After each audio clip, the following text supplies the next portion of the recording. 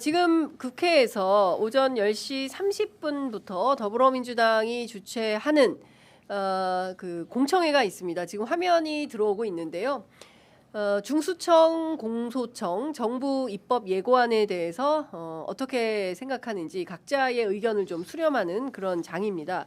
이 관련해서 오늘 취재 편의점에서 51분 전에 지금 뭐 어느 정도나 취합이 됐는지 모르겠는데요. 지금 들어온 메시지가 있습니까?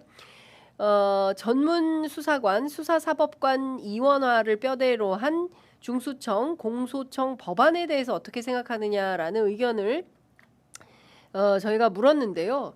지금 3,000분 넘게 투표를 해주셨어요. 이 정부안에 대해서 반대한다가 74%로 압도적으로 많고요. 찬성한다는 의견이 18%, 그리고 잘 모르겠다가 8%로 집계가 됐습니다.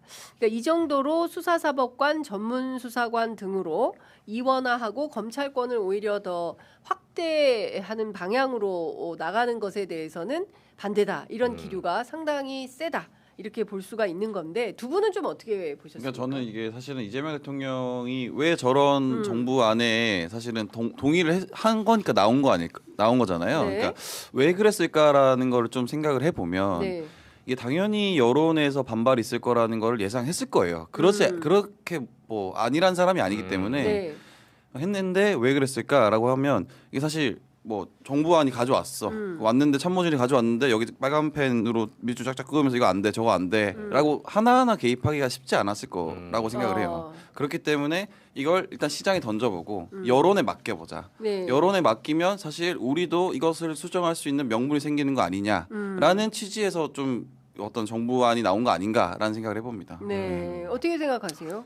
저도 비슷한데 일단은 저걸로 한번 그러니까 본인도 판단하기 힘든 부분들이 있거든요. 네. 왜냐하면 경찰이 이제 15만 이상 정도 숫자가 되니까 네. 보안수사권 문제나 지금 이제 중수청 내에서 이거를 한국형 FBI를 어떤 그림으로 갖고 갈 것인지 네. 네. 우리가 사실 전임 미답에 처음 걷는 길이거든요. 그러다 보니까 민정수석 포함해서 이거를 초안을 짠 사람들이 아무래도 변호사, 네. 검사 출신이다 보니까 그 색깔이 들어갈 수밖에 없어요. 왜냐하면 검사들 자기 업무에서 경험칙을 그 문서에 투영하거든요. 네. 그 부분에 대해서 이제 이재명 대통령은 본인 생각이 있지만 이거를 오픈시켜서 네. 어떻게 보면 중지를 한번 모아보는 거죠. 논란 자체가 사람들이 와글와글하고 찬반이 모이면 네. 이 쟁을 하는 것 자체가 하나의 활동이거든요. 그렇죠. 네, 그래서 민주당도 그렇고 네. 그 당 입장도 그렇고 당원들 입장도 그렇고 국민들 입장도 한번 네. 들어보려고 한 것 같아요. 근데 초안은 네. 그게 메신저든 아니든 어쨌든 검찰이나 법조인들의 입장이 좀 들어간 것 같다. 네. 네, 그렇게 생각.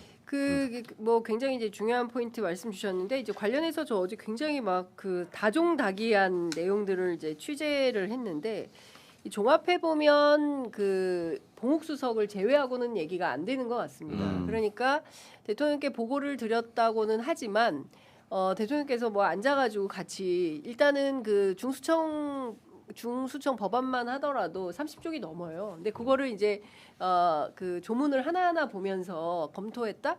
이거는 좀 사실에 부합하지 않는 거 아니냐라는 게 요약된 설명을 들었겠죠. 그렇겠죠. 네, 그리고 네. 그 자문위원단의 판단인 거죠. 그래서 제가 보기에는 그 검찰주의자들이 밑단을 작성을 하고 설계를 하고 그래서 이번에 사퇴한 그 6분의 자문위원들도 이제 그와 관련된 설계자는 검찰개혁 왜곡의 설계자는 봉옥수석이다. 이제 이렇게 직격을 한 거 아니겠습니까? 이제 그런 차원에서 보자면 그림을 그리고 이 그림에 대해서 뭐 보고는 드렸지만 뭐 나머지 자세한 내용은 좀 내부에서 토의해 보세요라고 했을 걸로 보입니다. 근데 중요한 것은 왜 이렇게 그렸냐라는 거죠. 이게 국민들이 원하는 국민의 눈높이에 맞는 검찰 개혁 아니냐. 그렇지 않다라는 정도는 충분히 판단이 가능한데 그렇죠. 제가 청와대 고위관계자 취재하니까 그 수사사법관에 대해서 이렇게 여론이 격렬히 반응할 거라고는 예상하지 못했다.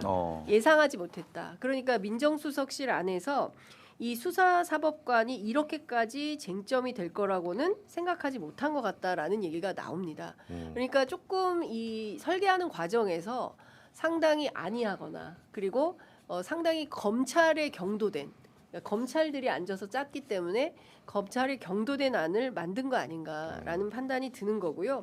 이렇기 때문에 더욱더 좀 정리 조정하는 차원에서는 민간의 목소리가 더욱더 많이 반영이 되어야 좀 건강한 검찰개혁안이 제대로 도출될 수 있지 않을까 싶고, 민주당 안에서 특히 이제 정청래 당대표가 이 안에 대해서는 도저히 받을 수 없다.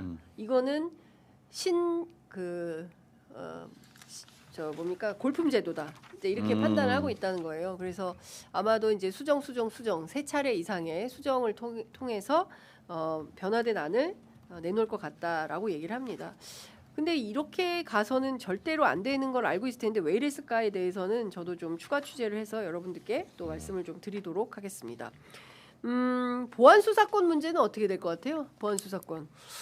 보안 수사권은 보안 수사 요구권. 네, 현재 그렇게. 거기로 조금 교집합이 모아진 것 같아요. 그쵸? 예. 보안 수사권 자체는 못 주고 그러면 지금 말하는 사실 검찰의 무소불위 권력이 네. 거의 살아 있게 돼요. 네. 그래서 요구권까지는 좀 합의가 되는 것 같더라고요. 네.